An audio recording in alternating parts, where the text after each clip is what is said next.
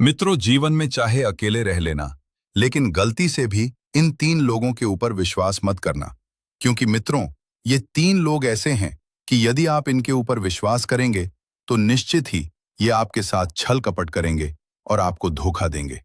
मित्रों, अगर आप जानना चाहते हैं कि वो तीन लोग कौन से हैं जिसके ऊपर विश्वास करने पर आपको धोखा मिलता है, तो आइए मित्रों, आज हम आपको एक सच्ची कहानी के माध्यम से बताने का प्रयास करेंगे कि वो तीन लोग कौन हैं जिसके ऊपर विश्वास करने पर आपको धोखा मिलता है।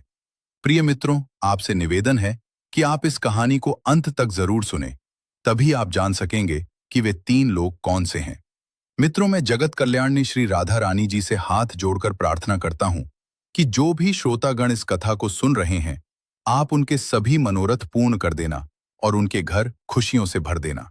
तो चलिए मित्रों, आपका ज्यादा समय न लेते हुए कहानी को प्रारंभ करते हैं।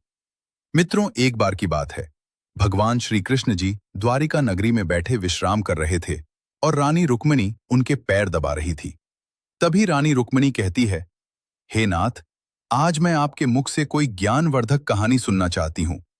कृपया आप हमें कोई कहानी सुना दीजिए जो मेरे जीवन में काम आ जाए। देवी रुक्मिणी के मुख से यह बात सुनकर भगवान श्री कृष्ण मुस्कुराते हुए कहते हैं, ठीक है प्रिय, आज मैं आपको एक कहानी सुनाने जा रहा हूं जो बहुत ही ज्ञानवर्धक है। हे देवी रुक्मिणी, जो भी मनुष्य मेरी यह कहानी सुन लेगा, वो कभी अपने जीवन में धोखा नहीं खा सकता और कभी पराजित नहीं हो सकता। इसलिए तुम इस कहानी को ध्यानपूर्वक पूरा सुनना। फिर रानी रुक्मिणी कहती है कि हे नाथ, आप कहानी सुनाना प्रारंभ करिए। मैं आपके मुख से कहानी सुनने के लिए उत्सुक हूं। मैं आपको वचन देती हूं कि मैं ध्यानपूर्वक कहानी को पूरा सुनूंगी। मित्रों, तब भगवान श्री कृष्ण रानी रुक्मिणी को कहानी सुनाते हुए कहते हैं, हे देवी, प्राचीन समय की बात है। चंद्रनगर में वीरभद्र नाम वो अपने प्रति बुरा सोचने वालों को भी क्षमा कर देता है, क्योंकि उसे ज्ञात होता है कि हर कर्म का फल स्वयं विधाता देता है। भक्ति मनुष्य को दुर्बल नहीं, बल्कि सबसे अधिक शक्तिशाली बनाती है। भक्ति से उत्पन्न धैर्य ही वो कवच है जो संसार के हर संकट से रक्षा करता है। आज की यह कथा सत्य की विजय, अहंकार के विनाश और भक्ति की अद्भुत महिमा को प्रकट करने वाली है। ये कथा हमें सिखाएगी कि जब जब अधर्म अपने चरम पर पहुंचता है, तब तब धर्म की रक्षा के लिए स्वयं ईश्वर अवतार लेते हैं।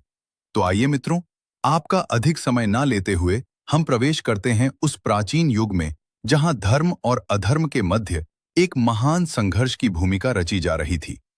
मित्रों, सतयुग काल में महर्षि कश्यप की पत्नी दति के गर्भ से दो अत्यंत पराक्रमी और तेजस्वी बालकों का जन्म हुआ। जन्म के क्षण से ही उनके शरीर से असाधारण शक्ति और तेज प्रकट होता